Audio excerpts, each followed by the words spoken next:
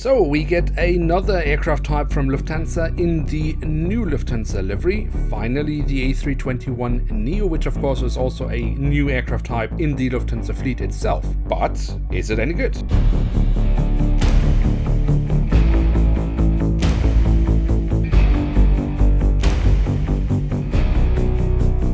Hello and welcome to a new episode of Review, where we today will take a closer look at an Airbus A321NEO of Lufthansa. At the front of the box we have this lovely image of the aircraft in real life, and at top of the box we have the Lufthansa branding. Then on the back side of the box we have a lovely rendition of the aircraft and a little bit of additional information. But mainly this rendition is just looking so awesome. I would love to see this more on regular Herpa Wings boxes.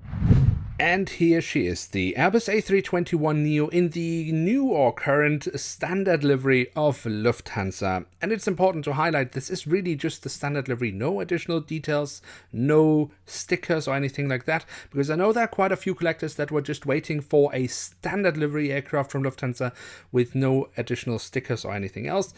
But is it any good? Well, we find out right away by taking a look here at the tail section, where we can see on the vertical stabilizer we have the Lufthansa branding on the new Lufthansa blue, although I would still argue that it is a little bit too dark here from Herpa Wings. And then on the fuselage we have the full registration code of the aircraft and the German flag. And at the very tail of the aircraft we have a little bit of detailing around the APU exhaust. At the front of the aircraft and across the fuselage we then have the writing of Lufthansa. We also have a little yellow square, which is the only part left in the livery incorporating the original Lufthansa yellow.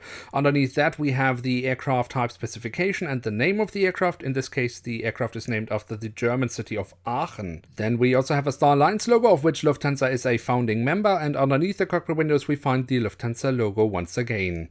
The cockpit section itself is rather bare-boned when it comes to detailing. We have the cockpit windows and the window wipers printed on, and that's about it. Pretty disappointing. However, more disappointing in my opinion is the shape of the mold here. I really do prefer earlier molds from Herpa Wings. This just doesn't look nice. We can also look all day long for printed details on the engine nacelles. We will never find any other than the silver leading edge.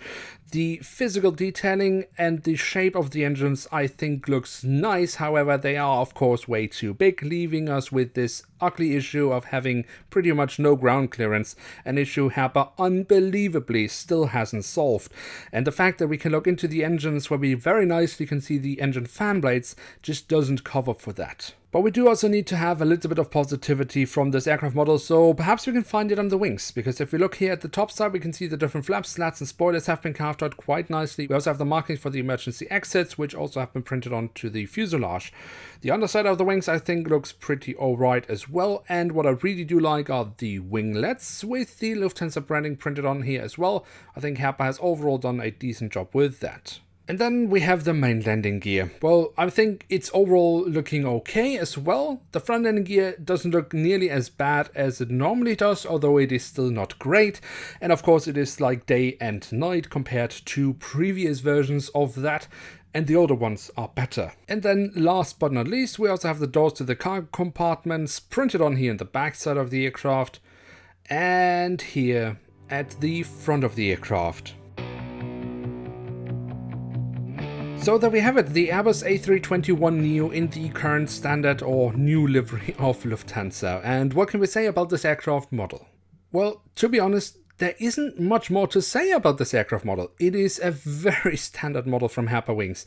You don't get any additional printed details, and the printed details you do get are so basic that if you left them away, you wouldn't recognize this as an aircraft model. Other than that, it's okay, but of course it does suffer from the usual issues we get with Herpa Wings, which means a really awkward and weird nose shape, the front landing gear not being nearly as good as it used to be, and the engines being too big and therefore giving us a terrible ground clearance. So if you can live with all these issues, I can see, why it could be an aircraft for your collection.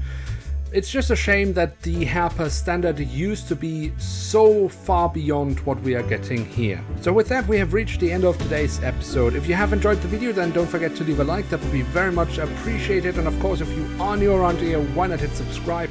That would be absolutely awesome. And with that, I'd like to say thank you so much for watching. Hope to see you soon again. I'm checking out, and bye.